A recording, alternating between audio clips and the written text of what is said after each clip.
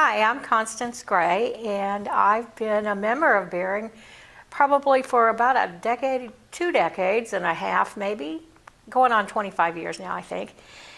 And how I got here wasn't really through the church. I had kind of left the church. I've been a lifelong Methodist, but somehow after I moved to Houston, the Methodist church just seemed so conservative to me, and I don't know, something just didn't fit. And so I just kind of left the church. But the one thing I did know from my Methodist roots was that I needed to be involved in some community service. So I started thinking about it. I worked for a group of radiologists who were practicing at Park Plaza Hospital, so I became aware of the AIDS crisis. Or I thought I was aware of it until I got here. And my best friend then and now is Patty Morton, and she's a social worker. So my initial idea was I would just go over to Park Plaza Hospital and start volunteering there and see what happened. And she said, "Oh no, you want to go over to this place called the Bearing Care Center." And I thought, well, okay. You know, she didn't steer me wrong, and she was absolutely right about this. So I got to the care center, and I realized that it was a part of the church. And I thought, a church doing what it's supposed to do in a community. Maybe I better check this out. So I came to church a time or two, and I joined immediately. And then I met with Don Sinclair and said, okay, I'm here to do something, but I don't do that Methodist committee stuff anymore. I'm just really over that. And he said, well, I have a little project for you. So begins the saga. He wanted me to organize the facilitators for the Wednesday night spiritual support network. He said, just meet with them once a month, get everything down on paper so everybody knows what's going to happen every week. And so I thought, well, okay, once a month I could do that. That's easy. So, but I thought maybe I better show up on Wednesday night and find out what that was about, because just hearing Wednesday night spiritual support group didn't give me a clue, really. I got here, and the first, of course, I met Kathy Sinclair and Mary Parker. And after the first night I was here, I knew something really important was happening. And it was either 89 or 90, so it was right there in the dead center of the AIDS crisis. And so I started becoming involved in that, became a facilitator, and was amazed at what was happening. I was surrounded by people who were living and dying with AIDS, and we were dealing with death all the time, and yet there was an immense amount of joy there. And it really, ultimately it really transformed my life. I didn't really have any idea about the real crisis, and I also didn't have any idea of the extent of discrimination that was happening out there, and the extent of discrimination just to GLBT people. I didn't know anybody with AIDS when I got here, and I didn't really understand the GLBT culture. I had few friends here and there who were gay, but man, I didn't have a clue. And it's been a real trip. I've really enjoyed, and I have built a family here because of that. So all of a sudden, here I am pretty deeply involved, because not only am I doing Wednesday night, I'm volunteering 1 day a week at the care center. And at the care center, I was in charge of a program that they call Celebration of Life. And what that was a birthday party once a month.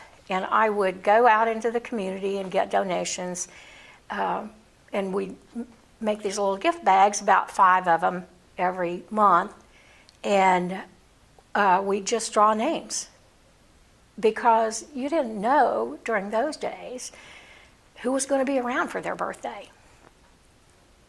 And so it was just kind of a random drawing, but we made it like a birthday party. We decorate the tables and, do fun things. And so that was my first little project, and my really big project with the care center. And at that time, the care center was not like it is today, a certified daycare facility that's a social service facility. It was more like a community center. And we were feeding maybe 60, sometimes 70 people a day. We were feeding lunch out of a kitchen the size of a postage stamp. And it was just amazing to me. But the need was really acute. And most of the people who came to the daycare center had very little. So things like toothpaste and toothbrushes and razors and shaving cream and toilet paper and tissues and just basic necessities were important things. And so a lot of our gift bags contained those sort of things. And then long about maybe the end of September, 1st of October, Lindy Huffman, who was the director there, came to me and said, would you do the Christmas project this year? And I said, well, sure, probably. What's that about? And she said, well, we just, we've got these shopping bags that Foley's gives us, and we just want to fill them up with the kind of things we do for celebration of life. And I said, well, okay. So then I said, well, so what's the budget? And she laughed at me. She said, budget? You're kidding. And I'm thinking, no, I'm not kidding. Where's this stuff going to come from? She said, oh, just go out to the gay bars and they'll give you what you need. And I'm thinking, man, I hardly know where the straight bars are, much less the gay bars. So I am fumbling with this, but then I found this little resource called This Week in Texas, a little book, and in the back of it, it had all the bars listed, all the addresses, all the phone numbers, everything I needed. So I started asking, and they started giving. And a fellow named Tony Burgundy, who was a hairdresser here in town, had started coming by on Mondays to work with me, and he went out and bought a bunch of corrugated boxes, and we made up a list, and he took them back to his shop, handed them out and to all of his clients, said, take them home, fill them up, wrap them up, and bring them back. And sure enough, that's just what they did. So we had absolutely lovely gift boxes. We had 100 of them. Plus, we had a shopping bag full of everything from paper towels and toilet paper and toothbrushes to give away, and we wrapped every item. And it was like, Santa's workshop for sure. It was a really fun project. And I remember this little lady came dressed as a Christmas tree, like those what were they, those sort of net Christmas trees that people used to make. And she came completely in this costume. And it was really probably one of the most fun projects. I don't think I've ever worked any harder on anything, but it was one of the most fun projects we did. A lot of joy happened there. The other thing that we did at that time is we also did a wish list. And people signed up for things that they wanted and needed, and maybe it was new shoes, maybe it was a whole assortment of things. And I told Mary Parker I would read this because this is my take on that project, and this is kind of how I felt at the time. And it's a poem entitled Necessities. The wish list, scribbled with 100 wants of needy people trying not to die of AIDS. Flannel shirts, jeans, and sneakers, a winter coat, green bathrobe, a ticket to Detroit. A ticket to Detroit pressed into my vision, into my mind by the vision of children's faces close against a window waiting for a father who cannot come. The door to my mind slams shut. Can't think about it now. Too much to do. Flannel shirts come first. Toothpaste, shaving cream, yes, even candy bars and cigarettes. But still, there is this ticket to Detroit. Detroit, where tear-stained faces watch for someone who will not come for Christmas again this year. Prayers unanswered by God or Santa Claus or anyone. Necessities. Necessities must come first. So many needs. No ticket to Detroit. Still, I see the dark face holding back the disappointment as he unwraps the gifts tucked into a shopping bag.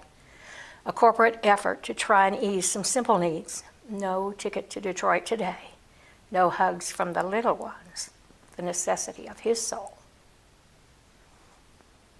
Finally, well after Christmas, Jim Kryling, who worked for Continental Airlines at the time, worked with me, and we got that ticket to Detroit. Those were the kind of things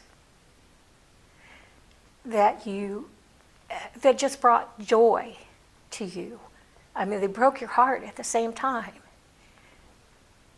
But when we were able to give that father a ticket to go home and see his children, it was a remarkable thing. And, those are really fond memories for me. I really, and I look back on those days at the Care Center, and there's one other poem that I want to read to you that are about, these are three real people, young people, teenagers I have known and loved.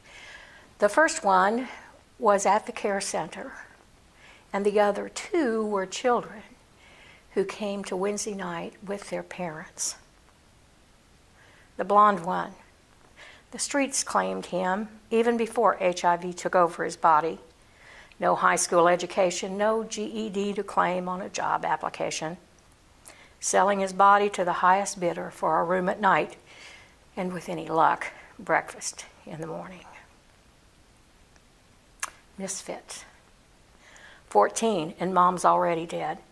14 and dad's got AIDS too. 14 in the 6th grade.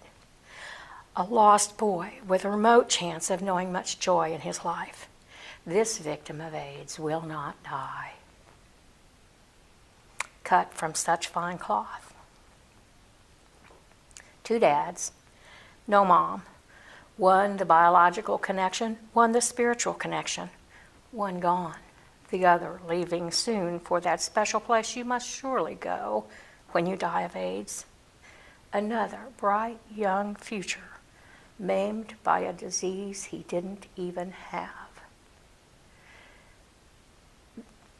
AIDS was at that time particularly pervasive in destroying a lot of lives, not just those who had AIDS, but all those whose lives were surrounded by people who had AIDS. And still, at the same time, there was so much spirit and so much joy in being together and fighting that monster disease together. It was, like I said, it was a transforming thing in my life. And and the Care Center, of course, is something very different today than it was then. And a very important part of those years, I think, was the community building that we did. And then, of course, you say these things. I told Don when I joined the church, I did not want to be a part of any committee or commission or whatever they were calling it at the time. And, true to the way things go, he appointed me chair of the outreach committee. So, I thought, But supposedly all that was going to be was just to be our representative to the Emergency Aid Coalition that Bering had helped found many years before. And so I would go to the monthly meetings, but we were always very aware of the fact that we didn't have a lot of young people, and we didn't have much for young people at the time. And we were still in the throes of struggling with how to just provide the services we could for people with AIDS and the support that was needed there. And so out of that outreach commission that I got, we started 3 different projects. And one of those projects was something we were way ahead of our time. Because of the German roots of Bering, we called this thing Das Kaffeehaus. We started a coffee house on Saturday night for GLBT teens. And Eric McCarty and I schemed and plotted for what seemed like months, although it wasn't probably quite that long. We contacted every counselor in HISD to tell them that we were going to be providing a Saturday night teen spot especially for GLBT to come and socialize. We contacted Hatch, Houston Area Teenage Coalition of Homosexuals, and told them what we were doing. And we went out and got donations, and we got these cafe tables and chairs, and Frank Staggs donated at the time, I think it was a tape player, because this was before CDs even, and Esther Hauser gave us an espresso machine and some other stuff, I think. And we just opened the doors on Saturday night, and we were here from about 7 to midnight. Every night for almost a year, we served espresso. I learned to make espresso and cappuccino, and we would play music, and sometimes they would dance. It really never reached really a critical mass, and we finally just kind of wore out on that because there were just not the attendance just didn't happen, and this was really before, certainly way before Starbucks, before coffee houses were on every corner, and. But it was, I can remember one girl in particular who would come and write her poetry and show me her poetry.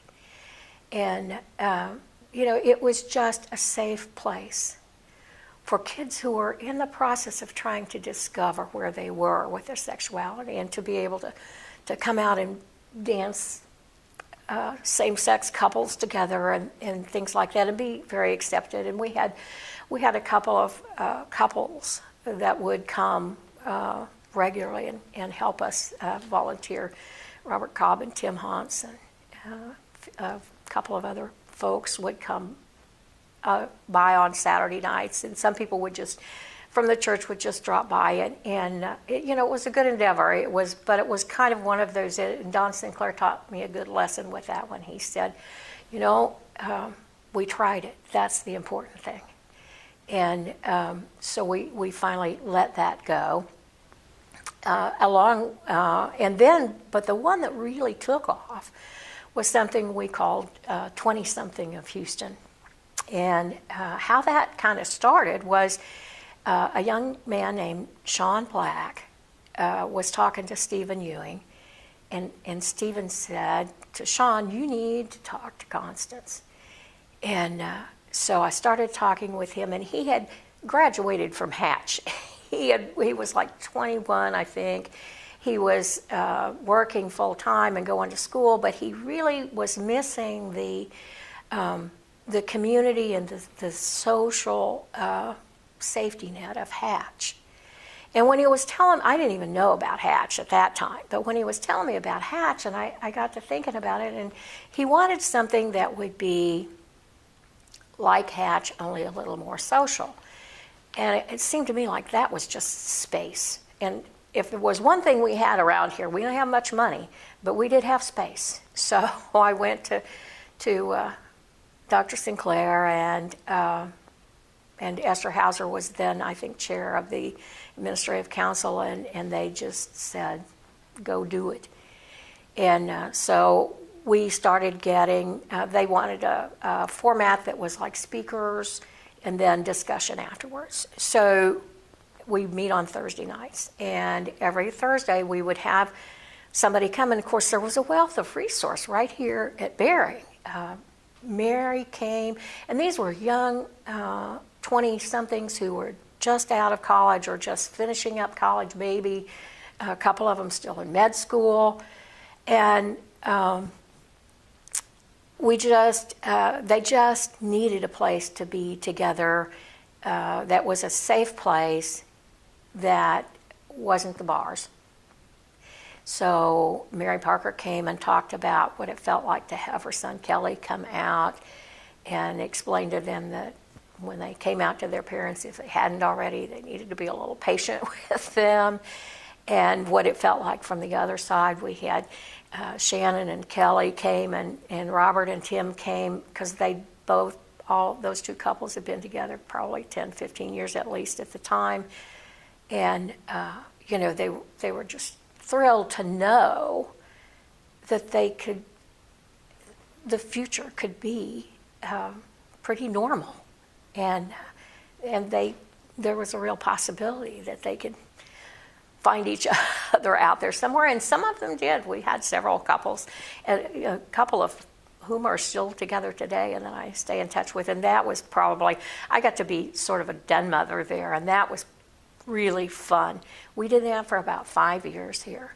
And what was really interesting is that, 2 or 3 of them joined the church. Not too many of them actually ever came to church very often, but I would hear them all the time talk about my church.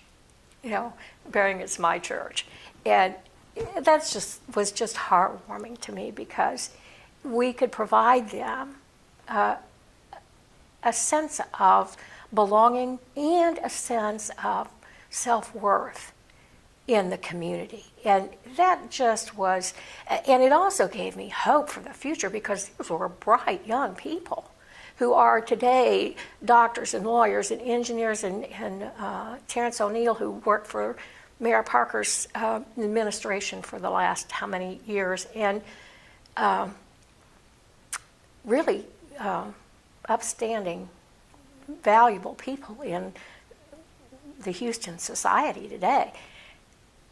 I just was really blessed. I just sort of felt like, man, I got to be, not so much mom, but I got to kind of be the aunt.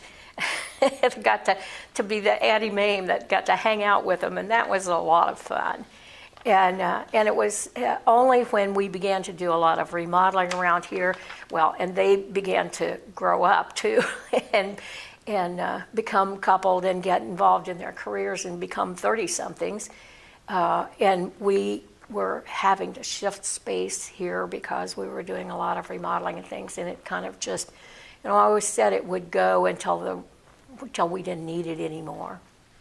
And I'm not so sure that there isn't a need for something like that always in a community, but Bering was certainly a central part of being that for a whole group. And there were sometimes 60, 80 people here in its heyday. And that was just really, really rewarding. The other thing that we tried to start was a UMYF. We didn't have many teens, but Abby Seibel, Rob Seibel's, our choir director's daughter, was, I think, about 14 at the time, and we had another young 13, 14-year-old girl who came with her parents. And then Jared Hale, one of the kids who came with his dad to Wednesday night, Eric got him involved. And John Shaw and I kind of started this UMYF, and Jared would bring from friends, about 2 or 3 friends with him almost every Sunday, and they would ride the bus in from West Houston, and then I would take them home. And that was always a struggle because we just didn't have enough, just not enough kids to make it really interesting enough for these kids to all want to, and they were from pretty different backgrounds too. But probably this project that was maybe the least successful was the thing that changed my life the most, because out of that, what happened is I developed a relationship with Jared, taking him back and forth on Sunday nights. And when his dad died, he wanted to live with me. And his grandparents from Indianapolis came and got him. And the compromise was he would spend the school year with them, and he would come back to Houston in the summer and live with me. And so out of that experience and out of starting that particular ministry, I wound up with 2 sons and now 2 granddaughters, him and his brother and their 2 daughters. And, you know, who would believe it? It's pretty remarkable. Once in a while he'll ask, and especially after we started Open Gate, he asked me, well, he asked me if I was going to take in anybody else. I'm like, oh, heavens, no, absolutely not. And he's like, but that's what you do. I said, that's not what I do. It's like, but that's what you did with me. And he said, how did that happen? And I said, well, all I can tell you about that is, as far as I'm concerned, it's just a God thing. There's no explanation for that other than it's just a God thing. And we're both pretty grateful for it, I'll tell you that. And then, of course, that kind of brings us around to Open Gate. And I am really a project person more than I am a committee person or anything like that. And when they started talking about doing Open Gate, and I said, I went to one meeting and I said, call me when you get the doors open, because I'm not coming to a lot of these meetings. And they did a tremendous amount of planning, and they did an excellent job of determining what we needed to do. And they realized that during the weekends, that was the time that there weren't services out there for them to get something to eat and other services. So we started over at the care center, we started serving dinner on Saturday night. We kind of thought that because if we did it at the care center, it was not in the church, so it'd be okay, that they wouldn't come into the church. And I thought, you know, it was a real hassle because we were cooking it here at the church and then carting it over there. And that lasted, you know, a couple of months. And we said, we got to get a new plan. So we started having them come in on the Mulberry side of the building. And that worked, and we were still operating on Sunday nights, or Saturday nights rather. And then we'd have 10, 12 kids. If the Covenant kids would come, we'd have a few more. But the real street kids, we'd have, you know, 8, 10, 12 or so. And then I think it was when Ernie came that he suggested we start doing it on Sunday. And so that's when we really kind of built a critical mass. But Eric McCarty and I kind of took charge of the kitchen, and we serve on regular plates, real plates, and with real silverware, because we don't want anything to be disposable. We serve family-style meals because it's important that they understand how to sit at a table and what a family meal is like. And so that's kind of what we do. We serve we put out appetizers when they come in at 12:30, appetizers and drinks, and then we bring out the TVs. Some watch movies, some play games, checkers and dominoes, and then we have, it takes about probably 15 volunteers every Sunday. And that's where I'm plugged in now, and it's probably where I'll stay plugged in till there isn't any more need. I would like to think one day that would happen, although I'm not sure. And I have to say that working with the homeless is probably the toughest work there is. These young adults, most of them come out of the foster care system, and they've never had any structure in their life. There are many of the basic things they don't know how to do. They don't know, they don't have IDs, they don't know how to get an ID. How do you get an ID if you don't have a birth certificate? And how do you get your birth certificate if you don't know where you were born?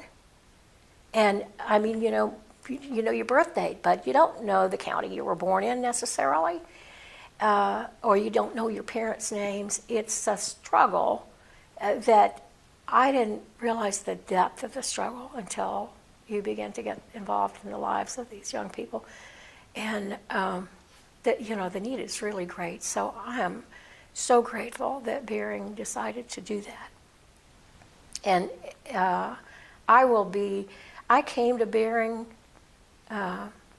because of the social services that Bering provides externally from a community standpoint, because I think that's what a church needs to be doing, because I think a church can do that with more compassion and acceptance and love than a government agency, and that's where I want to be.